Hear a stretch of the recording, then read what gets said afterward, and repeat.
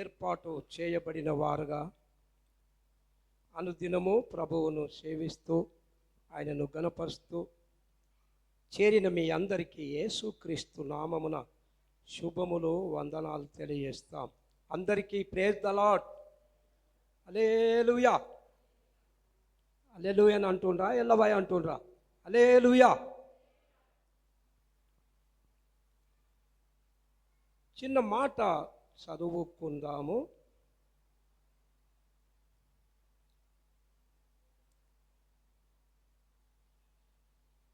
నాలుగవ వచనము చదవండి. యెషయా గ్రంథం 24వ అధ్యాయం 4వ వచనాన్ని చదువుకుందాము. చిన్న మాట. దేశము వ్యాకులము చేత వాడిపోవుచున్నది, లోకము దుఃఖము చేత క్షీణించిపోవుచున్నది. చాలు. గొప్ప దేవుడా, వందనాలు స్తోత్రములు చెల్లిస్తున్నాం. మహోన్నతుడా, నీ పాదాల చెంతకొచ్చినము నాయన.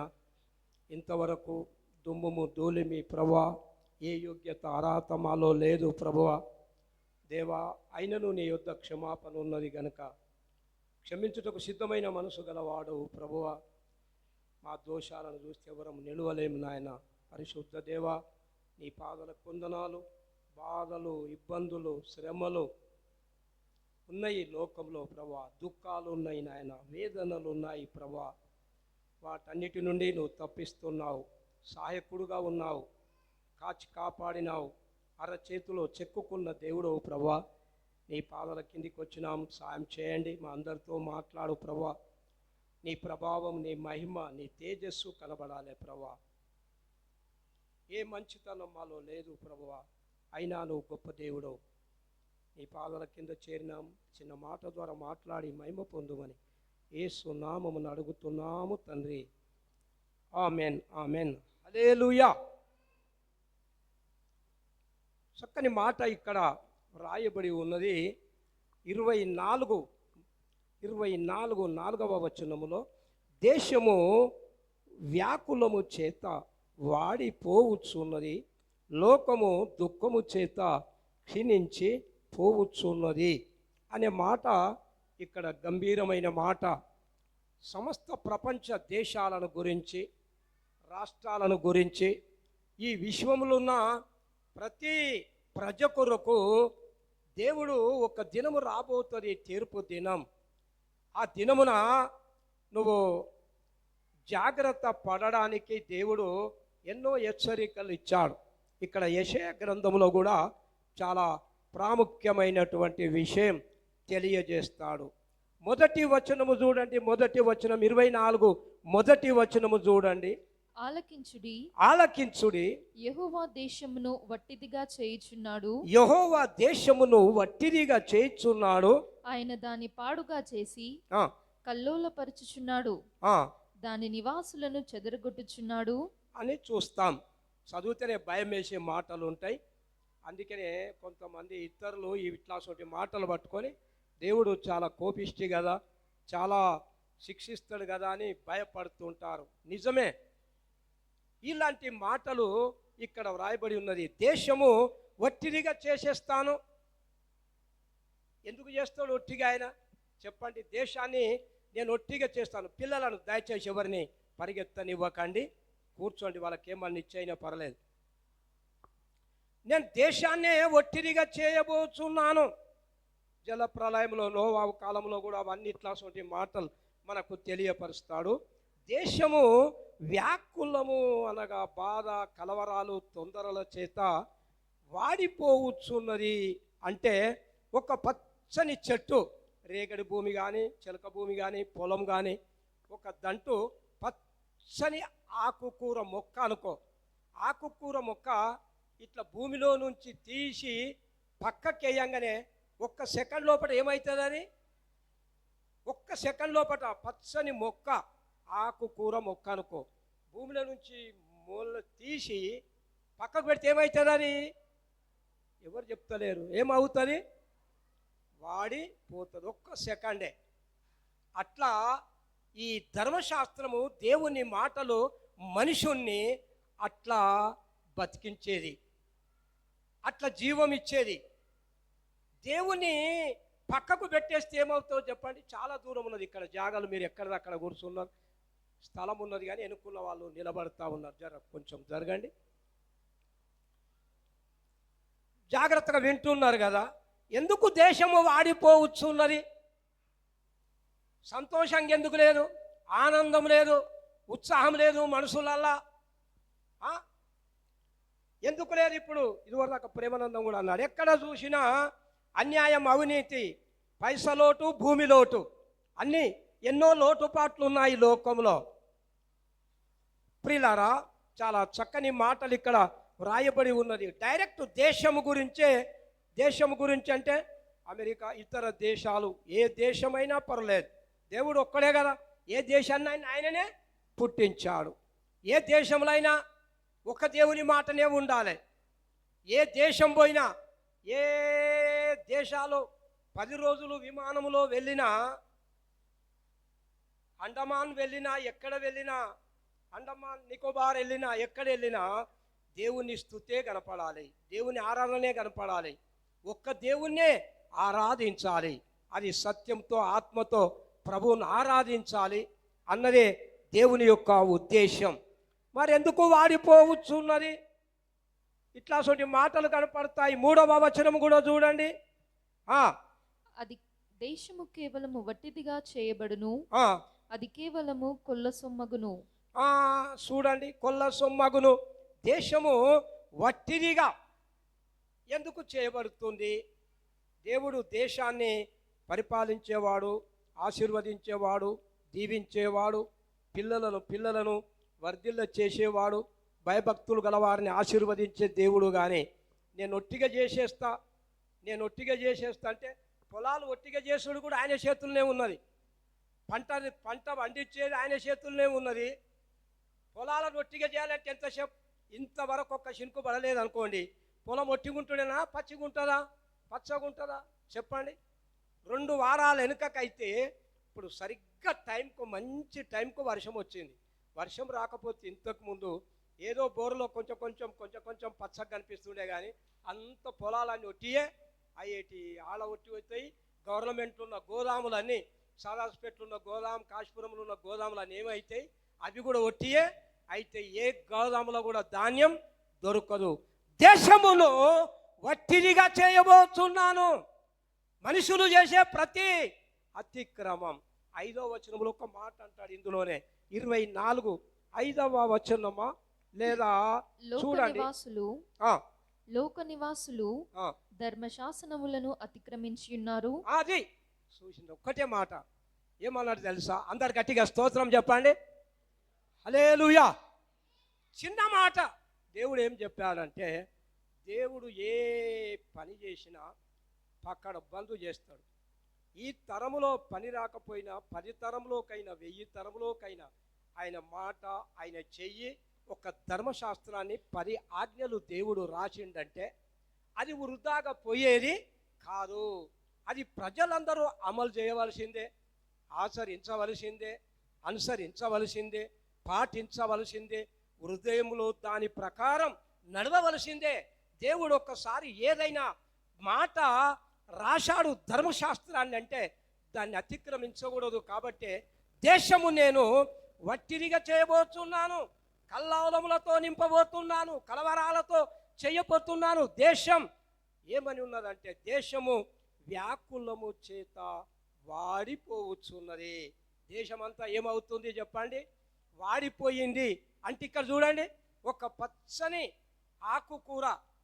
ఆకుకూరలు భూమిలో నుండి ఒక మొక్కను తీసి పక్కకు పెడితే ఎట్లా ఒక సెకండ్లోనే వాడిపోతాదో, 1 సెకండ్లో వాడిపోతుందంటే చూడండి భూమి ఎంత సారం ఇస్తుంది, దానికి భూమి ఎంత బలం ఇస్తుంది, అంత పచ్చదనాన్ని ఎట్లా చేకూర్చగలుగుతుంది భూమి. అలానే ప్రతి మనిషి, ఈ ధర్మశాస్త్రాన్ని విడిచే ప్రతి వ్యక్తి వాడిపోయిన స్థితిలో ఉన్నాడు, ఎండిపోయిన స్థితిలో ఉన్నాడు, దేనికి పనికిరాని స్థితిలో ఉన్నాడు, పారవేసే చెత్తగా మనుషుడు మిగిలిపోయాడు. కాబట్టే వ్యాకులము చేత, అందరు చెప్పండి 4వ వచనం, వ్యాకులము చేత దేశము, చెప్పండి, దేశము వ్యాకులము చేత వాడిపోవచ్చున్నది. లోకము దుఃఖము చేత క్షీణించిపోవచ్చున్నది. అంటే దేశం పొరపాటు చేసింది అన్నమాట. అది నేను చెప్పేది. జాగ్రత్తగా వింటున్నారు కదా. దేశం పొరపాటు చేసింది. దేశం ఏం పొరపాటు చేసింది? ఏం తప్పు చేసింది?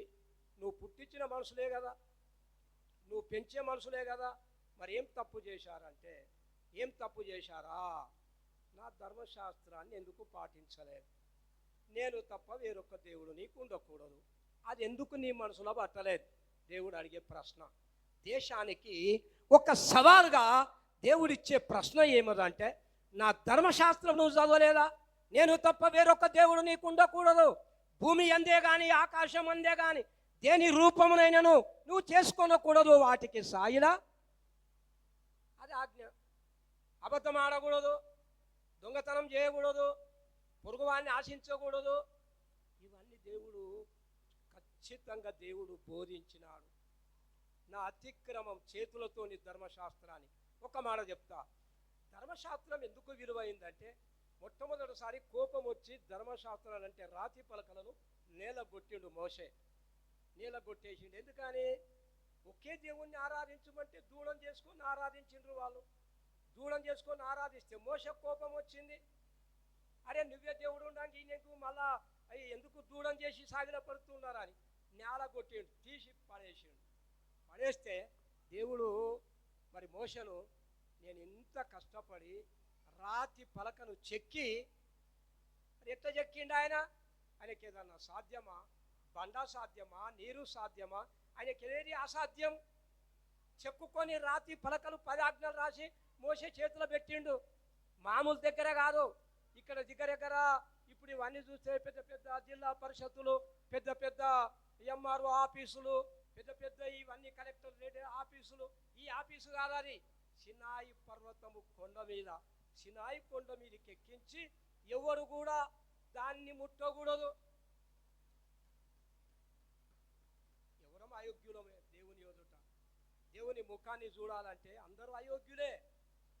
అంత పరిశుద్ధుడు ఆయన. ఏ పశువు కానీ గొర్రె కానీ నీతో పాటు ఉన్న 70 మంది పెద్దలు కానీ ఎవరు కానీ ఆ కొండను దాటితే వాడు అక్కడనే చనిపోతాడు. కొండను ముట్టకూడదు. 40 దినాలు 40 రాత్రులు ఆ కొండ మీద ప్రార్థన చేస్తుంటే అప్పుడు రాతి పలకలను దేవుడు ఇచ్చాడు ఆయన.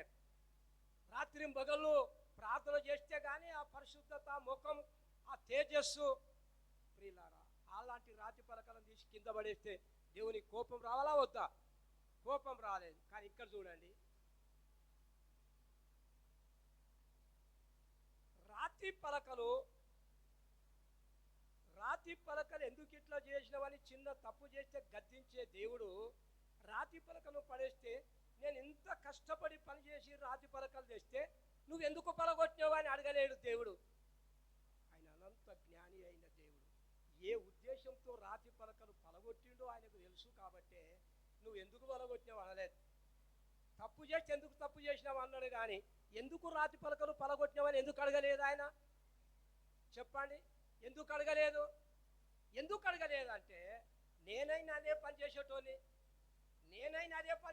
మోసే అదే పని చేసాడు. కాబట్టి నువ్వెందుకు పలగొట్టావని అడగలేదు. మళ్ళా 2వసారి రమ్మన్నాడు. మళ్ళా సిద్ధపడు, మళ్ళారా. 2వసారి మళ్ళా సినాయి కొండ మీదకి వచ్చిన తర్వాత మళ్ళా అప్పటోనే రాతి పలకలు తెచ్చి 10 ఆజ్ఞలు మళ్ళా చేతుల పెట్టాడు. రాతి పలకలు తెచ్చి మళ్ళా చేతుల పెట్టాడు. ఇప్పుడు జాగ్రత్తగా తీసుకొని పోయి నీ ప్రజలకు వివరించుకో. 20 లక్షల మంది, కాల్బలం 6 లక్షల మంది జనాలను అందరికీ బోధించు. 10 ఆజ్ఞలు నువ్వు అమలు చేయి, ఆచరించేటట్టు చూడు. దానికి వాళ్ళు ఆచరించకపోతే ప్రయత్నం చేయి అని చెప్పి దేవుడు మరలా మోషకి ఇచ్చాడు. 2వసారి కూడా ఒకవేళ ఎప్పుడు బలపోయి మళ్ళా ఇచ్చేవాడు. అది అంత ప్రాముఖ్యమైన విలువ అయింది. నేను దేశాన్ని ఒత్తిడిగా చేయబోతాను, కలవరపరుస్తాను, బాధపరుస్తానని ఎందుకు అన్నాడు దేవుడు అంటే, ఒక్క దేవుని ఆరాధన లేదు, ఒక్క దేవుని స్తుతి లోకంలో లేదు. కాబట్టే వ్యాకులము చేత దేశము వాడిపోతున్నది అంటే చచ్చిపోయే స్థితి అయింది. సచిన స్థితే, నిర్జీవ స్థితే. వాడిపోకడంటే అర్థం ఏమది? మృతమైందే, జీవించేది కాదు. ఈ మృతమైన స్థితిలో ఇక్కడ చూడండి, 10 ఉంగరాలు బంగారీ పెట్టుకోవచ్చు, ఇంత దొడ్డు గొలుసు మెడలేయచ్చు, కాకపోతే ఉంగరాలు గుండీలు మరవచ్చు, కానీ నువ్వు ఏ స్థితిలో ఉన్నావంటే జీవిస్తున్నావన్న పేరు మాత్రం ఉన్నావు, కానీ నీవు మృతుడవే. ఆ స్థితిలో మనుషులందరూ ఉన్నారు. దేశములో ఆనందము లేదు అంటాడు కదా, సంతోషం అస్తమించింది అంటాడు. 11వ వచనం, 11వ వచనము చదవండి దయచేసి. ద్రాక్షారసము లేదని పొలములో జనులు కేకలు వేయుచున్నారు. ద్రాక్షారసము లేదని పొలములో జనులు కేకలు వేస్తున్నారు. అవును, నేనేం చెప్పినా 2 వీక్ గనక, 2 వారాలు గనక వర్షం పడకపోతే ప్రజలు కేకలు వేస్తుండ్రి. నిజమే, కానీ ఆయన కనికరం గల దేవుడు కాబట్టే మంచి వర్షం ఇచ్చాడు. సంతోషమంతయు అస్తమించెను. ఏమైంది? సంతోషమంతా, దేశం యొక్క సంతోషం ఏమైందంటాడు? చెప్పండి. దేశం సంతోషం ఏమైంది? అస్తమించిందంటే అర్థం ఏమన్నది? అస్తమించిందంటే ఏమైందన్నమాట. ఇప్పుడు సూర్యుడు ఉదయమున ఉదయిస్తాడు, సాయంత్రమున అంటే అర్థం ఏమన్నది? ఇక పని. సంతోషం ఏమైందన్నమాట ఇప్పుడు దేశంలో? అస్తమించింది ఇప్పుడు. కానీ మనం ఏమనుకుంటున్నాం తెలుసా? చిగురిస్తుంది, అరే మేడలు విద్యలు కట్టుకుంటున్నాం, ఇంకా రోజుకొక్క కొత్త కాలనీలు ప్రారంభమవుతున్నాయి, అంత వేంచర్లు ఉన్నాయి. అరే నువ్వేమైనావంటే అస్తమించినావు, అస్తమించిన స్థితిలో ఉన్నది. ఆయన ఒక్క సెకండ్ భూమిని కాదు, ఏది జర్ర చేసినా కానీ కూడా ఆ స్థితిలో ఉన్నది. అంటే చూడండి, దేశము సంతోషం అస్తమించింది. దేశములో ఆనందము లేదు. దేశంలో ఏమి లేదు? ఆనందము లేదు. దేశము వాడిపోవచ్చున్నది, దేశము ఒత్తిడిగా చేసిండు, దేశము విచారంతో ఉన్నది, దేశం వ్యాకులపడుచున్నది, దేశం క్షీణిస్తుంది. ఇట్లా పోతే చాలా విషయాలు ఉన్నాయి. దానికి కారణం ఏమిటి? ఎందుకు చేస్తున్నావు దేవా? వాళ్ళు అడుగుతారు కదా, అడుగుతారు దేవుణ్ణి. చాలామంది గట్టిగానే అడుగుతారు, దేవుడు లేడని బుద్ధిహీనులు తమ హృదయములో అనుకుంటారు. దేవుని కార్యాలను ప్రశ్నిస్తారు. ఎందుకు ఇట్లా చేసినావు? ఎందుకు ఇట్లా చేసావంటే దేవుడు అంటాడు, ఎందుకు నా ధర్మశాస్త్రం అతిక్రమిస్తున్నావు? ధర్మశాస్త్రం ఎందుకు పాటించడం లేదు? నేను ఒట్టిగిచ్చినా నీకు, దీని ప్రకారం నువ్వు నడుచుకో అని చెప్పాడు. ఏమని ఉన్నది? దివారాత్రులు నీ ధర్మశాస్త్రమందు ఆనందించుచు దివారాత్రములు దాన్ని ధ్యానించువాడు ధన్యుడు, అతడు ఆకు వాడిపోదు, ఆకు వాడక తన కాలమందు ఫలమిచ్చు చెట్టు వలె ఉండును. ఆకు వాడక, ఎవరి చేతిలో ధర్మశాస్త్రం ఉంటుందో వాడు బతికి ఉన్నట్టు, ఎవరి చేతిలో ధర్మశాస్త్రం ఉండదో వాడు వాడిపోయిండు, వాడు మృతుడే, వాడు సచిన స్థితిలో ఉన్నాడు. ధర్మశాస్త్రము ఎవరి చేతిలో ఉంటుందో వాడు దీవెన పొందుతాడు. దేశంలో ఆనందం లేదు, దేశం వ్యాకులం చెంది ఉన్నది, దేశం క్షీణిస్తుంది, దేశము నాశనంలో స్థితిలో ఉంది. కారణం ధర్మశాస్త్రం. అందుకనే దావీదు మొట్టమొదటి కీర్తనలో, దుష్టుల ఆలోచన చొప్పున నడవక, పాపుల మార్గమున నిలవక, అపహాసకులు కూర్చుండే చోట కూర్చుండక, యెహోవా ధర్మశాస్త్రమందు ఆనందించుచు దివారాత్రములు దాన్ని ధ్యానించువాడు ధన్యుడు, అతడు నీటి కాలువల యోరను నాటబడిన వాడై ఆకు వాడిపోకుండా, నీ బతుకు వాడిపోకుండా ఉండాలంటే, నువ్వు చిగురిస్తూ ఉండాలంటే, నువ్వు పచ్చగా ఉండాలంటే నీ చేతిలో ఏముండాలో చెప్పండి? ఎవరు సప్పుడు చేస్తలేరు. మన చేతిలో ఏముండాలో చెప్పండి?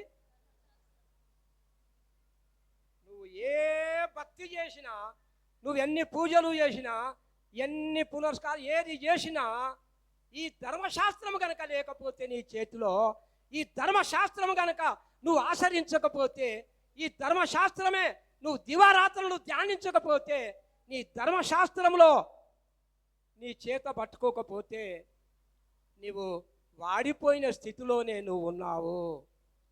ప్రియులారా, మన స్థితి ఏమనేది చెప్పండి? దేశంలో ఏమేమి లేదు చెప్పండి, త్వరగా చెప్పండి. దేశంలో ఏమి లేదు? దేశంలో ఏమి లేదు? సంతోషం ఏమైంది? ఏమైంది? అస్తమించిపోయింది అన్నమాట. సంతోషం ఉండే కానీ ఏమైంది? అది అస్తమించింది. దేశంలో ఏమి లేదు. ఆనందం ఎట్లొస్తుంది? ధర్మశాస్త్రంలో ఆనందం ఉంది. ధర్మశాస్త్రమే మన చేతిలో లేకపోతే ఆనందం ఎట్లొస్తుంది చెప్పండి? మనుషులకు ఆనందం లేదు.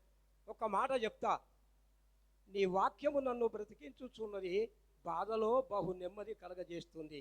మాట అంటాను, నీ వాక్యము నన్ను బ్రతికించుచున్నది అంటే నీ వాక్యము చదివితేనే పచ్చగుంటావు నువ్వు, లేకపోతే బ్రతికించుచున్నది అంటే లేకపోతే సచ్చిన స్థితి మనుషులందరిది. నువ్వెంత భక్తి అన్న చేసినా, ఎన్ని మైకులు పెట్టినా, ఎన్ని మైకులు అల్లర్లు చేసినా నువ్వేం చేసినావంటే దేశం ఆనందం కోల్పోయింది. దేశంలో ఆనందం లేదు, సంతోషం అస్తమించింది, దుఃఖమే మిగిలి ఉన్నది. ఇక మనం బతికున్నట్టుగా మంచిగా పరిగెత్తుతాము కానీ ఫలితం లేని పరిగెత్తులు. చాలామంది అనుకుంటాం కొత్త మెరిసే కార్ దగ్గర పెట్టుకొని బంగారం తలిగేసుకొని వైట్ డ్రెస్ వేసుకొని ఇది ఎందుకు నాకు అది ఎందుకు అనుకుంటావు కానీ అన్నిటికంటే, అందుకే నన్ను ఒట్టిగానే చాలామంది లోకంలో వెండి బంగారాలు ప్రేమిస్తారు, వజ్రాలను ప్రేమిస్తారు. అందుకనే వెండి బంగారముల నాణ్యము కంటే కూడా నువ్వు ఇచ్చిన ధర్మశాస్త్రము నాకు ప్రియమైనది, నాకు ఇష్టమైనది అన్నాడు. వెండి బంగారముల కంటే కూడా విలువైంది ఏంది? దేవుని వాక్యమే. దేశము ఒట్టిదిగా చేయబడుతుంది, దేశము ఒట్టిదిగా చేయబడుతుంది అన్నాడు. ప్రియులారా, చాలా మటుకు ఈ లోకంలో అదే పరిస్థితి. ఇక్కడ దేశం ఎందుకు ఒట్టిగా చేయబడుతుంది? 24 మొదటి వచనములో ఎక్కడ చూసి ఏమని కనిపిస్తుందండి?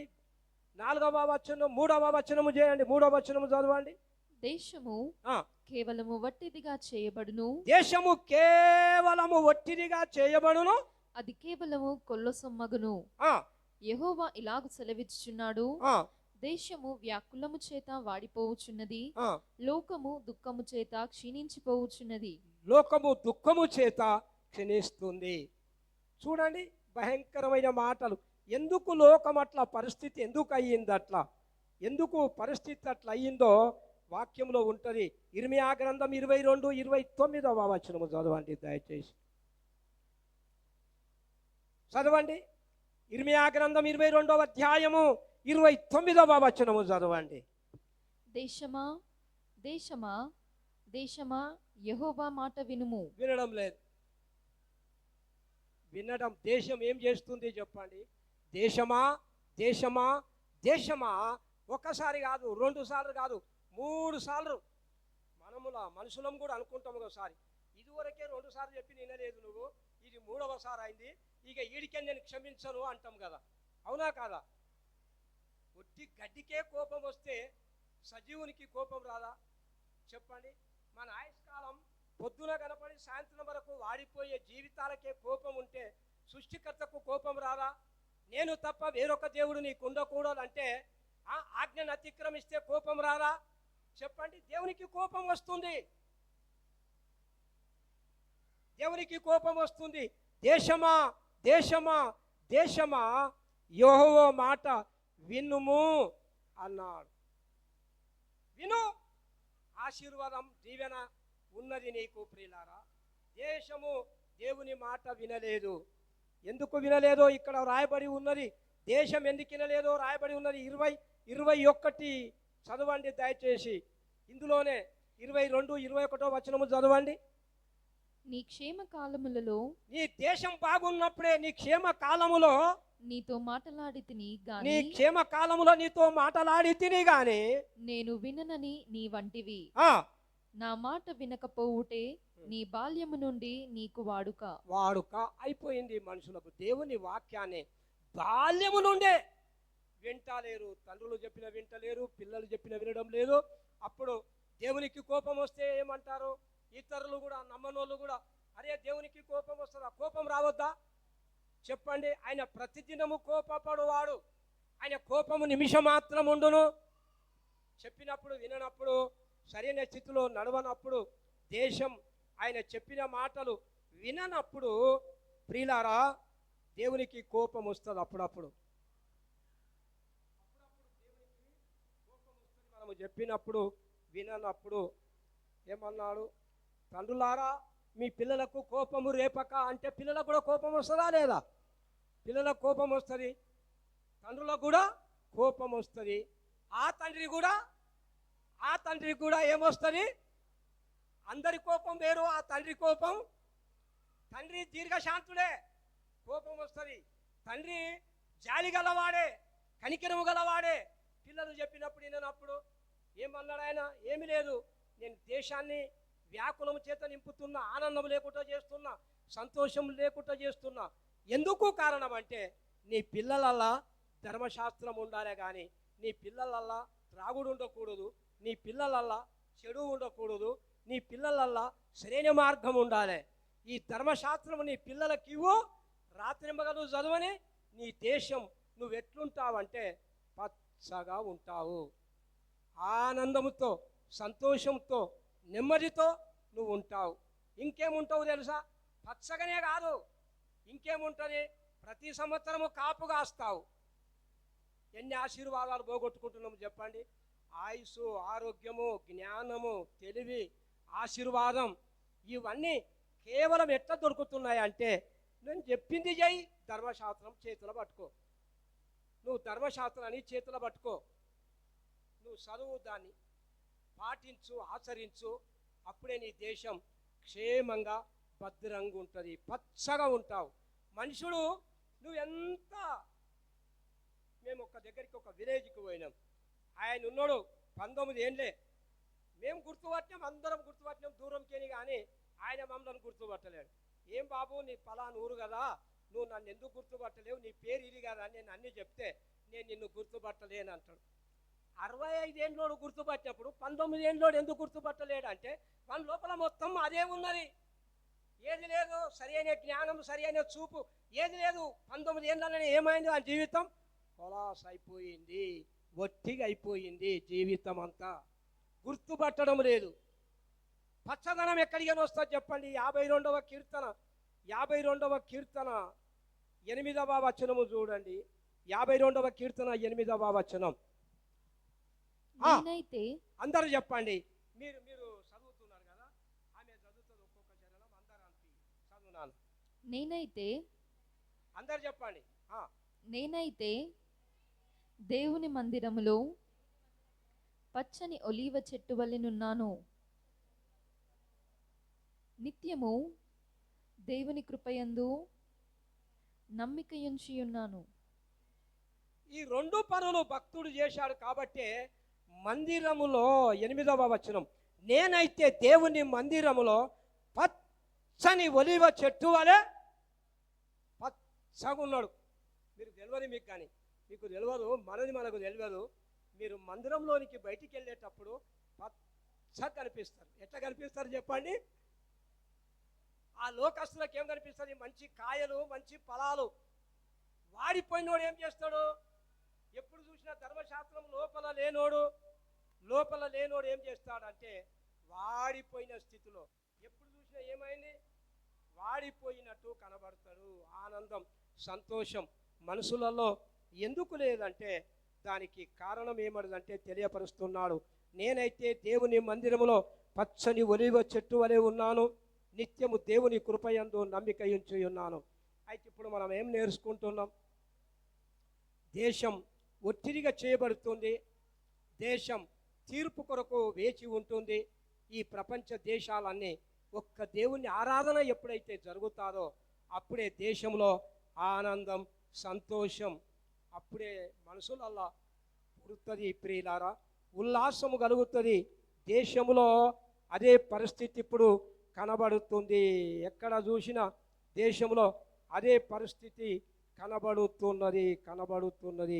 24 యెషయా గ్రంథములో కల్లోలం అంటాడు. మొదటి వచనం చదవండి. 24 మొదటి వచనం.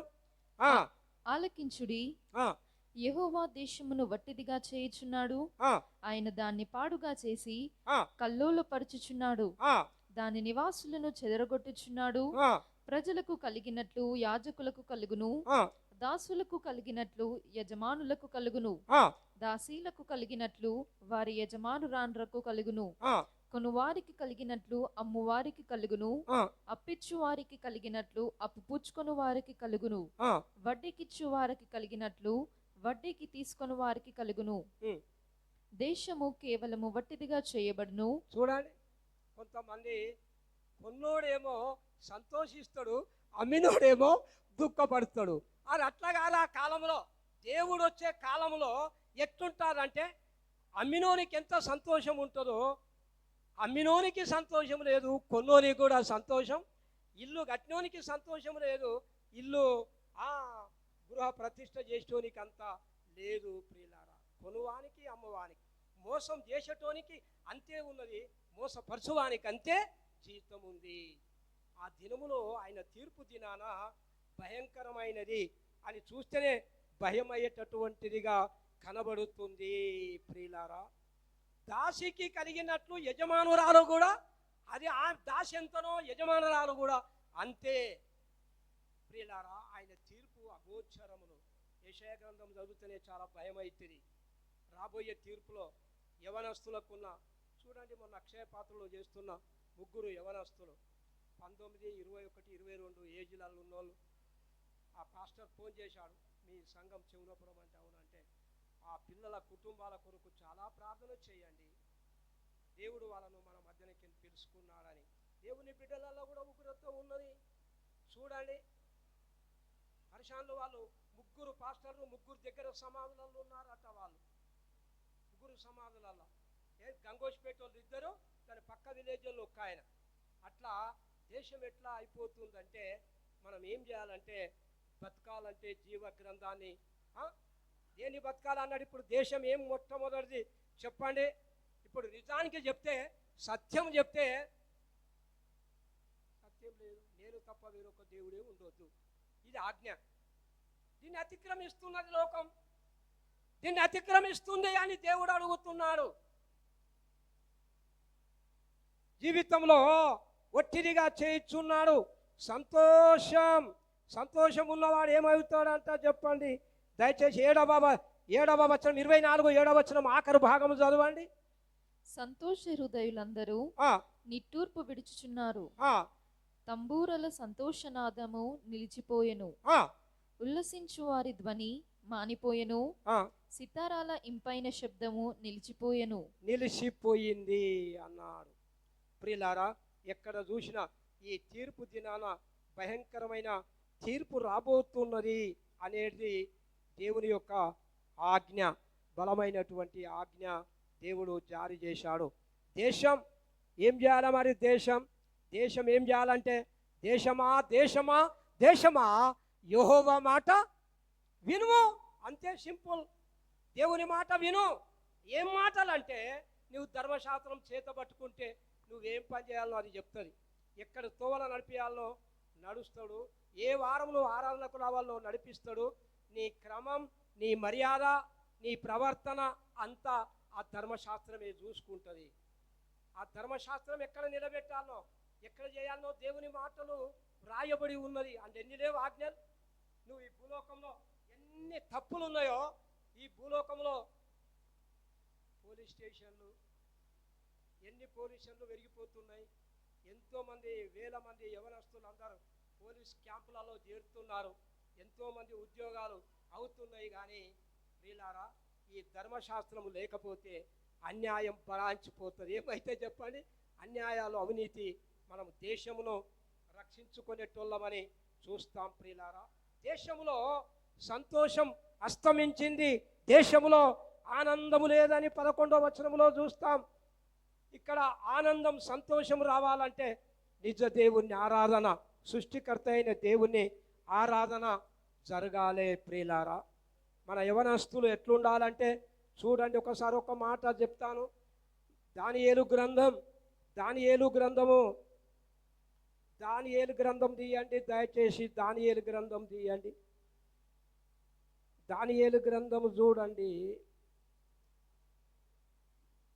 13వ వచనం, 3వ అధ్యాయం 13వ వచనము చదవండి, లేదా 11వ వచనము చదవండి. 11వ వచనములు చదవండి దయచేసి. దానియేలు గ్రంథం 3వ అధ్యాయం 11వ వచనము చదవండి. సాగిలపడి ఆ, నమస్కరింపని వాడెవడో ఆ, వాడు మండుచున్న అగ్నిగుండంలో వేయబడును. చూడండి, యుగాంతమందున్న మనకు బుద్ధి కలుగుటకే రాయబడి ఉన్నది.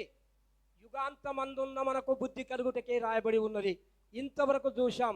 దేశం ఏం పొరపాటు చేస్తుంది, దేశం ఎందుకు శిక్షకు గురి అయింది, దేశం ఎందుకు తీర్పుకు గురి అవుతా ఉంది, దేశం ఏం తప్పు చేసింది, ఏం పొరపాటులో ఉన్నది దేశం అంటే ఒకటే ఒకటి, నేను రాసిన ధర్మశాస్త్రాన్ని దేశం అతిక్రమించింది, నేను రాసిన ధర్మశాస్త్రాన్ని భంగపరిచింది, నేను నియమించిన ధర్మశాస్త్రాన్ని వాళ్ళు ఉల్లంఘించారు, కాబట్టి దేశము నేను ఒట్టిదిగా చేయబోతున్నానన్నాడు.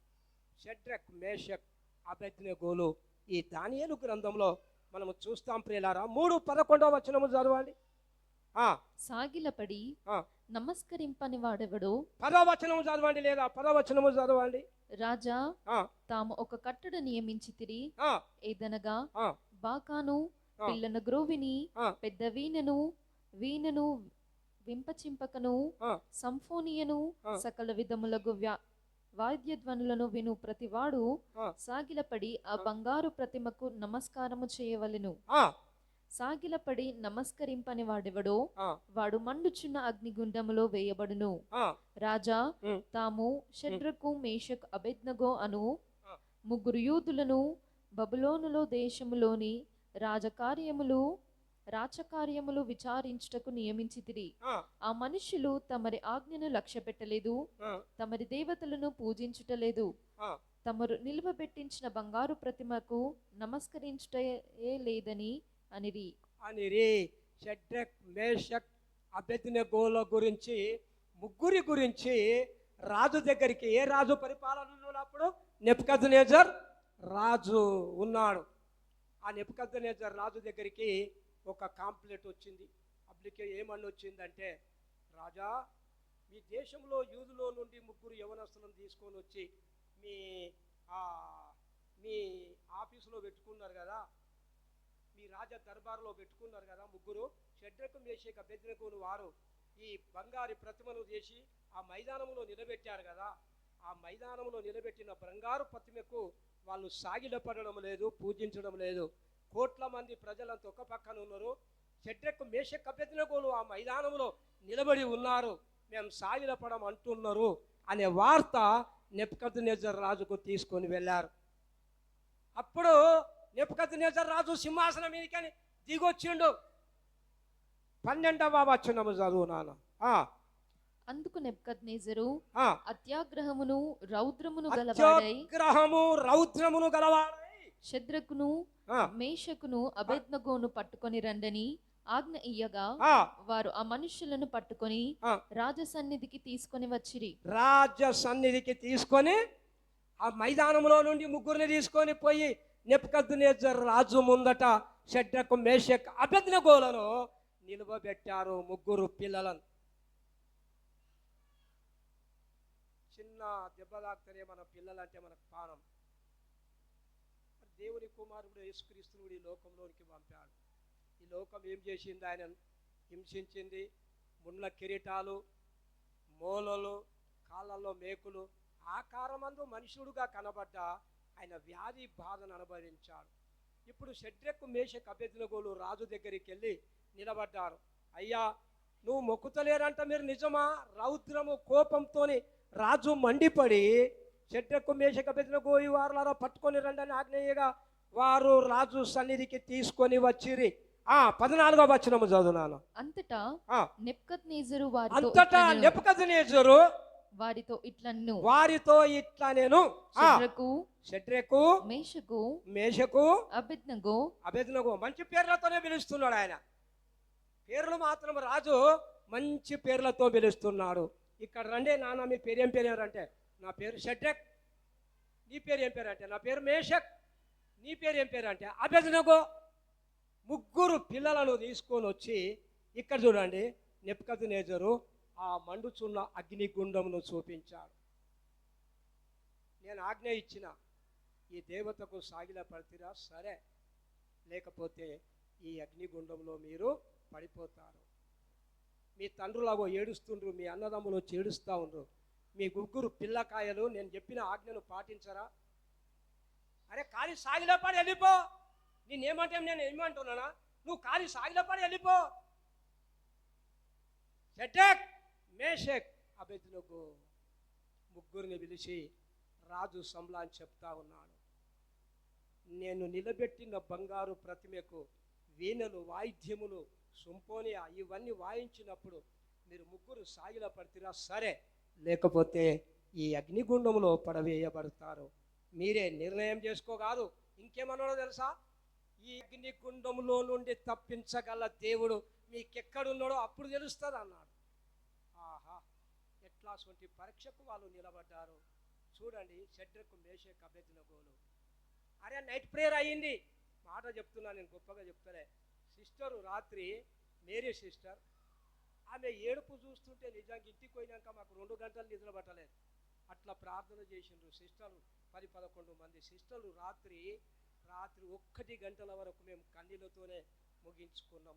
కారణం వీళ్ళందరూ కూడా పరిస్థితులు తారుమారు అవుతున్నాయి. ఇప్పుడు నీ పిల్లలు గలత్ రస్తులో నడుస్తున్నారు. గలత్ భక్తి ఉన్నది, భక్తే సరిగా లేదు. దేశంలో భక్తులు కొనిపోబడుతున్నారు, సరి అయిన స్థితి లేదు. మీకు ఎట్లా నిద్ర పట్టింది? దానియేలు కొండపోయి సింహం బోనులు వేస్తే దర్యావేసు రాజుకు నిద్ర పట్టలేదు. మనం హాయిగా నిద్రపోతూ ఉన్నాం. నాకెందుకు బాధ అనిపించిందంటే, మరణాలు ఉండబోతున్నారు, యవనస్తులు చనిపోతున్నారు. సంఘం ప్రార్థన చేయాలి, ఓదార్పు కావాలి. నిజ దేవుని సత్యమైన బైబిల్ వాళ్ళ చేతికి రావాలి, వాళ్ళ చేతిలో ఉండాలి. దివారాత్రం ధ్యానించాలి, పచ్చగా ఉండాలి, ఆశీర్వదించబడాలి, కాపు గాయాలి, ఫలములు ఇవ్వాలి. ఆ ఫలాన్ని చూసి సంతోషించాలి. యేసయ్య బహుమతులు ఇవ్వాలి, ఒక్కొక్కరికి కిరీటాలు ఇవ్వాలి. ఆ తవర సింహాసనంతో నిలబడినప్పుడు వాళ్ళు పాసు కావాలి, పరీక్షలో నెగ్గాలి. బుద్ధిహీనుడు ఇల్లు కట్టుకున్నాడు ఇసుక మీద, బుద్ధి లేనోడు బుద్ధి గలవాడు బండ మీద ఇల్లు కట్టుకున్నాడు. వాళ్ళు నిలబడాలి, స్థిరపరచబడాలి అనేది చాలా ప్రాముఖ్యం.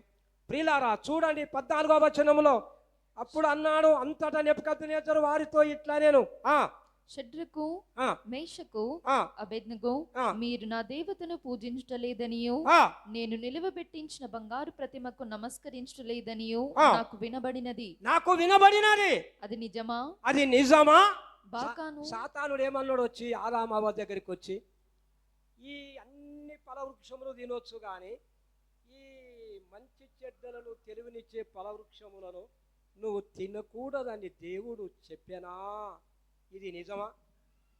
వస్తాడు అది అంతే. సాతాను ఏం చేస్తాడంటే ఇది నిజమా? పిల్లలు కూడా అక్కడ మీదికి గోడ పైకి ఎక్కిరాను. పాప నువ్వు పోయి తీసుకురాపోండి, పిల్లలు తొందరగా పోండి. వాళ్ళు ఏమన్నారు? పూజించుటలేదనియు, నా దేవతకు పూజ నిలబెట్టించిన బంగారు ప్రతిమకు నువ్వు నమస్కరించడం లేదని నాకు వినబడినది, అది నిజమా అన్నాడు.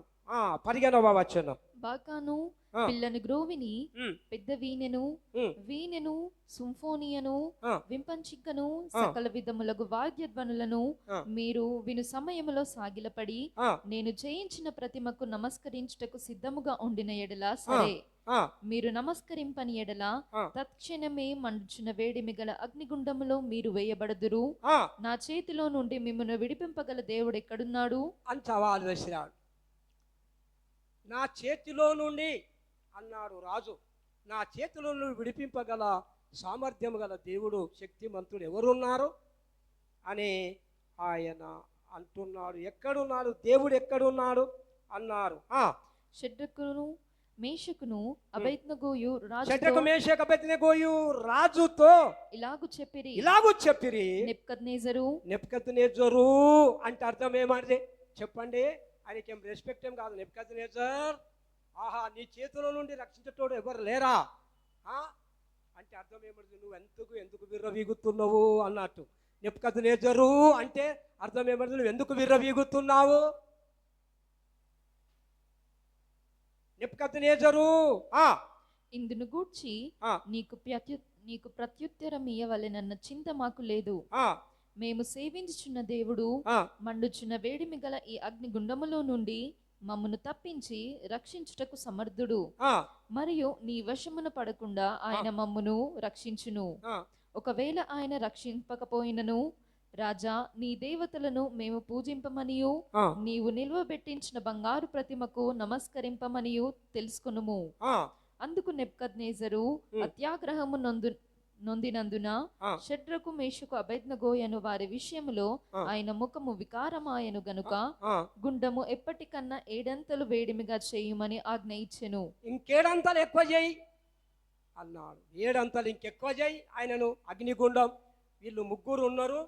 ఈ లక్షల మంది కోట్ల మంది అంటున్న ఆజ్ఞను అతిక్రమించకుండా వాళ్ళు సాగిల పడుతుంటే ఈ ముగ్గురు పిల్లకాయలు నేను చెప్పిన మాటలు వినరా, 7 అంతలు ఎక్కువ చేసేయి అన్నాడు.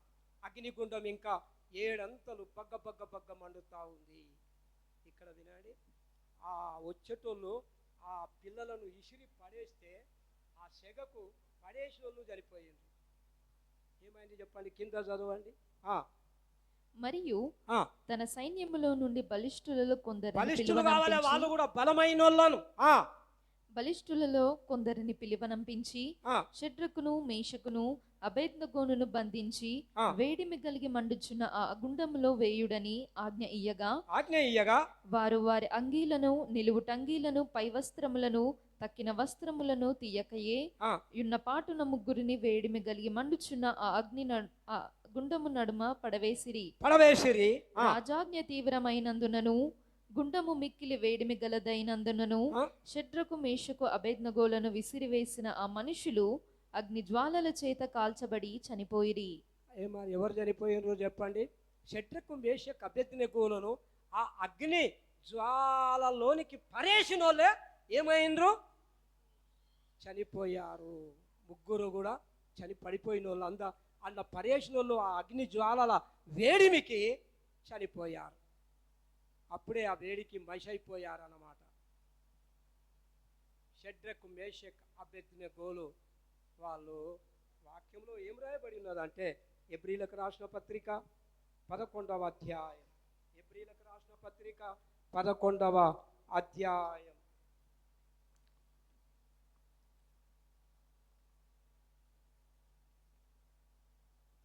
34వ వచనము చదవండి. అగ్ని బలమును చల్లార్చిరి. అగ్ని బలమును చల్లార్చిరి. 30వ వచనం 33వ వచనం కూడా చదవండి. వారు విశ్వాసము ద్వారా రాజ్యములను జయించిరి. నీతి కార్యములను జరిగించిరి. వాగ్దానములను పొందిరి. సింహముల నోళ్లను మూసిరి. అగ్ని బలమును చల్లార్చిరి. అగ్ని బలాన్ని చల్లార్చిరి. అన్నిటికంటే బలమైంది అగ్ని బలం. అగ్ని బలాన్ని జ్వాలకు చాలా బలం ఉంటుంది. దేన్నైనా కాలుస్తుంది. ఈ అగ్ని దేన్నైనా కాలుస్తుంది అంటే అర్థం ఏమది? ఫర్నస్ వేస్తే ఇనుమును సైతము కాల్చేస్తుంది. అది అగ్ని బలం ఎంత అంటే ఇనుమును కాల్చేస్తుంది. ఫర్నస్లో అగ్ని ముట్టిస్తే ఏమవుతుంది? ఫర్నస్, వజ్రం, ఉక్కు దేనైనా సరే ఇనుము దగ్గర, అగ్ని దగ్గర కాల్చే శక్తి ఉంది. దాని బలం చాలా పెద్దది ప్రియులారా. కానీ ఆ అగ్ని బలము కన్నా మించింది విశ్వాస బలం. దేవునికి స్తోత్రం చెప్పండి. అన్నిటికంటే బలమైంది ఏమదంటే విశ్వాస బలం. ఆ విశ్వాస బలం ఏమదంటే మా దేవుడు మమ్మల్ని కాపాడుతాడు, మా దేవుడు మమ్మల్ని రక్షిస్తాడు.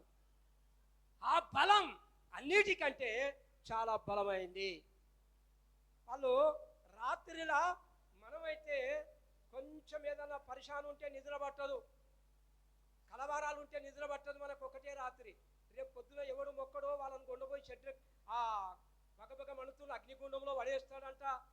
అంటే వీళ్ళు మంచిగా నిద్రపోయిండ్రు. వీళ్ళు విశ్వసించు వాడు కలవర పడడు అని వాక్యం సెలవిస్తుంది. వీళ్ళు ఏం చేసిరంటే అగ్ని బలమును చల్లార్చిరి, సింహముల నోళ్లను మోసిరి.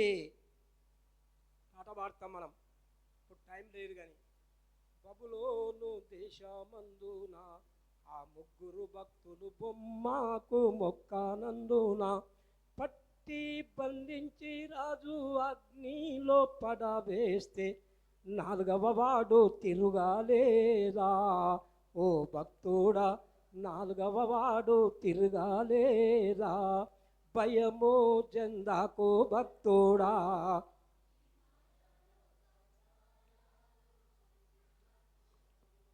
పాపం మనకెందుకు భయం? సువార్త ప్రకటించటానికి భయం, కానీ మనం నిద్రపోయేటోళ్ళకు భయం ఎందుకు? మనం నిద్రపోతున్నాం, మనకేం భయం ఉంది? నిశ్చితంగా నిద్రపోతున్నాం. దేశం ఒట్టిదిగా చేయబోతున్నాడు, దేశం మీదకి ప్రళయం రాబోతుంది, దేశం మీదకి ఉగ్రత రాబోతుంది. ఎంత ప్రకటించినా నినవే మహాపురమునకు యోనా ప్రకటన విని మారు మనసు పొందినట్లు మారు మనసు పొందకపోతే, మన మందిరం కూడా అనుకుంటాను మంచి స్థలం ఉంది, సాటర్డే హాజరు కాని వాళ్ళకు నైట్ ప్రేయర్ హాజరు కావచ్చు, నైట్ ప్రేయర్ హాజరు కాని వాళ్ళకు యవనస్తుల కూడిక బుధవారం ఉంది అప్పుడు హాజరు కావచ్చు, అది లేని వాళ్ళకు ఆదివారం హాజరు కావచ్చు. ఏదన్నా టైం ఉంది ప్రార్థనలకు. ప్రియులారా, అగ్ని జ్వాలలను చల్లార్చి ఏం చేసిండు? లాస్ట్కు చదవండి, లాస్ట్ మాట చదవండి. నా ఖడ్గదారను తప్పించుకొనిరి, బలహీనులుగా ఉండి బలపరచబడిరి, యుద్ధములో పరాక్రమశాలులైరి, అన్యుల సేనలను పారదోలిరి, స్త్రీలు మృతులైన తమ వారిని పునరుత్థానము వలన మరలా పొందిరి, కొందరైతే మరి శ్రేష్టమైన పునరుత్థానమును పొందగోరి విడుదల పొందనులక యాతన పెట్టబడిరి. చూడండి, యాతన పెట్టబడిరి, ఎన్నో శ్రమలు అనుభవించారు సువార్త కొరకు. మన దగ్గర దాకా సువార్త వచ్చింది. ప్రియులారా, మనమేమో నిద్రపోతున్నాం, చల్లారిపోతున్న స్థితి మనది కనబడుతుంది. ప్రియులారా, వాళ్ళందరూ షడ్రకు మేషకు అబేద్నెగోలను పడవేసిరి, ఆ మనుషులు అగ్ని జ్వాలల చేత కాల్చబడి చనిపోయిరి. తర్వాత చదువునానా? షడ్రకు మేషకు అబేద్నెగోయను ఆ ముగ్గురు మనుషులు బంధింపబడిన వారై వేడిమి గల మండుచున్న ఆ అగ్నిగుండములో పడగా, రాజుగు నెబుకద్నెజరు ఆశ్చర్యపడి తీవ్రముగా లేచి, మేము ముగ్గురు మనుషులను బంధించి ఈ అగ్నిలో వేస్తిమి గదా అని తన మంత్రులను అడిగెను. తన దగ్గర మంత్రులను అడిగాను. వారు రాజా సత్యమే అని రాజుతో ప్రత్యుత్తరం ఇచ్చిరి. అందుకు రాజు, నేను నలుగురు మనుషులు బంధకములు లేక అగ్నిలో సంచరించుట చూచుచున్నాను. నేను నాలుగవ వాడిని చూస్తున్నా అంటున్నాడు నెబుకద్నెజరు. ఏమంటున్నారు తెలుసా? షడ్రకు మేషకు అబేద్నెగోలను ముగ్గురిని మాత్రమే అగ్నిగుండంలో వేశాము కదా, నేను నాలుగవ వాడిని చూస్తున్నాను. నాలుగవ వాని రూపం దేవతల రూపంలాగా కనబడుతున్నది. ఆ అగ్ని జ్వాలలలో బగ్గబగ్గమండే అగ్ని జ్వాల ఏ కలర్ ఉంటుంది? ఎర్రగా.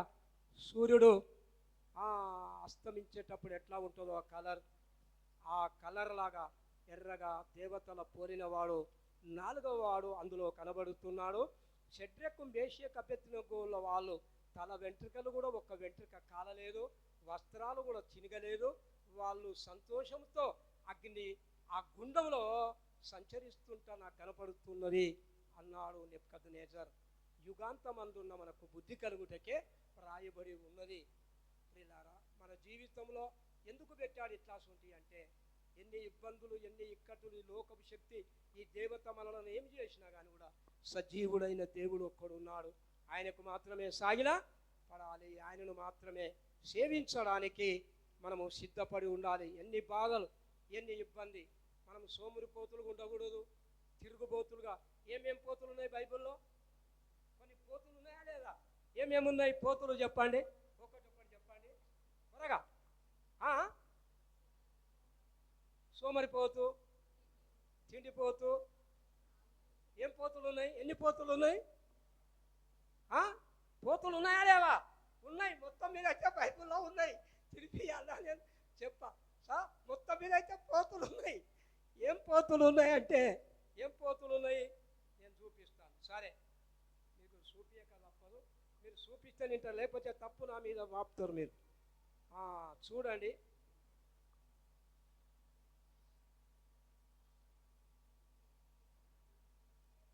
చదవండి 12వ వచనము. తీతుకు రాసిన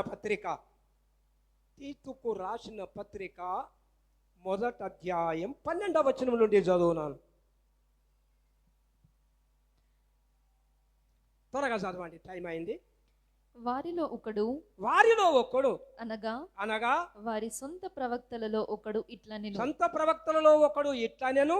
క్రేతీయులు ఎల్లప్పుడూ ఒక ప్రాంతం వాళ్ళనమాట. ఇది ఒక సిటీ, ఒక పట్టణం. క్రేతీయులు ఎల్లప్పుడు అబద్ధీకులను దుష్టమృగములను సోమరులకు తిండిపోతులునై ఉన్నారు. ఎన్ని పోతులున్నాయి ఇక్కడ? సోమరులు తిండిపోతులునై ఉన్నారు, కలిసి ఉన్నాయి. ఇక్కడ 2 పోతులు ఉన్నాయి. ఇక్కడ చెప్పాలంటే యోనానేమన్నాడు? ఓడ నాయకుడు వచ్చి, ఓ ఈ నిద్రపోతా, నీకేం వచ్చినది, లేచి.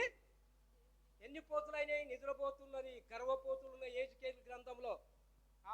కానీ మనం ఎట్లుండాలంటే షడ్రకు మేషకు అబేద్నెగోలలాగా అగ్నిగుండంలో నుండి వెలుపలికి వచ్చి నెబుకద్నెజర్ అంటున్నాడు. ఇప్పుడు ఏమని పిలుస్తున్నాడు తెలుసా వాళ్ళను? షడ్రకు మేషకు అబేద్నెగో వారలారా, మీ దేవుడే సృష్టికర్త అయిన దేవుడు, మనను కలుగజేసిన దేవుడు ఒక్కడే. ఈ అగ్ని బలంలో నుండి, ఈ అగ్ని జ్వాలలో నుండి రక్షించగల సమర్థుడు, నువ్వు పూజించే దేవుడని నెబుకద్నెజరు వాళ్లకు నమస్కారం చేసి అగ్నిగుండంలో నుండి వెలుపలికి వాళ్ళను తీసుకొని వచ్చాడు. మీ దేవుడే నిజమైన దేవుడని వాళ్ళు ఒప్పుకున్నారు. ప్రియులారా, చాలామంది దినాల్లో ఏమైతే తెలుసా? తమ్ముడు నమ్మితే చెల్లె నమ్మరు, చెల్లె నమ్మితే అక్క నమ్మరు, అక్క నమ్మితే అన్న నమ్మడు, అన్న నమ్మితే భార్య నమ్మడు, ఇట్లా భర్త నమ్మితే భార్య నమ్మడు, భార్య నమ్మితే భర్త నమ్మడు. ఒక ఆమె ఎప్పటికీ సిస్టర్ ప్రార్థనకు పోతా ఉండేదంట. భర్త ఎప్పటికీ రోజు రాగానే సాయంత్రం కొట్లాట, తాగు అది పెట్టి రోజు కొట్లాడతాడంట. నీకు ప్రార్థన ఎవరు అమ్మ అన్నారు. రోజు కొట్లాడుతూ ఉంటే కొన్ని రోజులైంది. పాస్టర్ ఏం చెప్తాడు ఆమెకు వచ్చినాక? మీరు సహించాలి, మీరు సహనం చూపాలి అని పాస్టర్ చెప్తాడు. ఇవాళ కొట్లాడుతా ఖచ్చితంగా కదా. ఇంటికి పోయిన తర్వాత పాస్టర్ ఏం చెప్పాడు? అమ్మా, మీ భర్తలు ఏమని అంటే మీరు సహనం చూపాలి, ఓర్పు చూపాలి, కానీ వాళ్ళతో కొట్లాడకూడదు అని ఇట్లా అన్నారు. కొన్ని రోజులు అయింది. అయిన తర్వాత ఒకరోజు భర్త యథాస్థితి పోయి ఆయన ఏం పని చేస్తాడంటే ఒక తాటి చెట్టుకు అది తీస్తూ ఉంటాడంట. తాటి చెట్టు నీరు అది తీస్తూ ఉంటే చాలా పెద్దగా ఉంది తాటి చెట్టు. అది ఒకనాడు కట్టుకు కట్టుకొని నడుము కట్టుకున్న కట్టు ఆ చెట్టు మీదకి ఎక్కిన తర్వాత, కొనాకెక్కిన తర్వాత ఆ కొమ్మ, ఆ రెమ్మ ఆయనతో ఊరి ఆయనతో కింద పడనీకి వస్తూ ఉన్నాడంట. వచ్చేటప్పుడు ఇక ఎట్లా నేను బతుక, నేను ఇయ్యాలని అనుకున్నా, మా భార్యతో కొట్లాడ చేద్దామనుకున్నా, కానీ నా పరిస్థితి ఇట్లయితుంది అనుకోలేదు. దేవా, నేనైతే నమ్మలేదు నిన్ను, నా భార్య అయితే నమ్మింది ప్రభా. దేవా, ఈ సమయాన దయచేసి నా భార్య దేవుడా నన్ను కాపాడు అని కింద పడ్డాడంట. ఏమన్నాడు చెప్పండి? నా భార్య దేవుడా అని. ఏమైంది కింద? ఇంత డాక్ ఏం తలగలేదు, ఆయనకు దెబ్బ తలగలేదు, ఏం తలగలేదు, మామూలుగా పడ్డాడు. పైకి చూస్తే కాలు చెయ్యి ఏం కాలేదు, బతికిండు, మంచిగా ఉన్నాడు. ఇంటికి వచ్చిండు. ఇంటికి వచ్చిన తర్వాత ఎవరితో చెప్తలేడు, మాట్లాడతలేడు. ఆదివారం వచ్చింది. ఆదివారం వచ్చిన తర్వాత ఆమె భార్య బైబిల్ ఈయన పట్టుకున్నాడు. నేను కూడా వస్తా ప్రార్థనకు నడవ అంటున్నాడు. అరే ఎండలేంది ఇట్లా అంటాడని వీళ్ళు ఇద్దరు కలిసి ప్రార్థనకు వచ్చారు. ఇద్దరు కలిసి ప్రార్థనకు వస్తే ఎవరైనా సాక్ష్యం చెప్తే చెప్పండి అన్నారంట. ఏడుచుకుంటూ పోయి ఇట్టినే పులిపీఠం దగ్గరికి వచ్చి, అయ్యా, కొన్ని సంవత్సరాలు నా భార్యను నేను వేరించి ఇబ్బంది పెట్టాను. నాకు సత్యం అంటే ఏమో నాకు తెలియదు, నాకు నిజం అంటే ఏమో నాకు తెలియదయ్యా. నాకు పాస్టర్ నాకు తెలియదు. మా భార్య ఎన్నో మార్లు నేను వ్యక్తిగతంగా చూస్తే, రూమ్లకే చూస్తే గూడాన్ని తెలుసుకుంటా, నా భార్యను మార్మనసు దయచేయని ప్రార్థన చేసిన, నేను ప్రార్థన వినలేను, పట్టించుకోలేదు. కానీ మా భార్య దేవుడా, మా భార్య నమ్మిన దేవుడా నన్ను రక్షించనగానే నేను ఇలా సజీవంగా వచ్చి నేను సాక్ష్యం చెప్పగలుగుతున్నాను. అయ్యగారు నా చేసిన పొరపాటు నన్ను కూడా క్షమించు, దేవుడు నన్ను క్షమించేటట్టు ప్రార్థన చేయని ఇద్దరు కలిసి ప్రార్థనకు రావడం మొదలు పెట్టారంట. అందరు గట్టిగా స్తోత్రం చెప్పండి. హల్లెలూయా. నిజమైన దేవుడు, సత్యమైన దేవుడు అమ్మ. ఈయనను వెంబడించిన వాళ్ళు ఎప్పుడు అన్యాయం చేయడు. ప్రియులారా, మోకరించి ప్రార్థన చేసుకుందాం.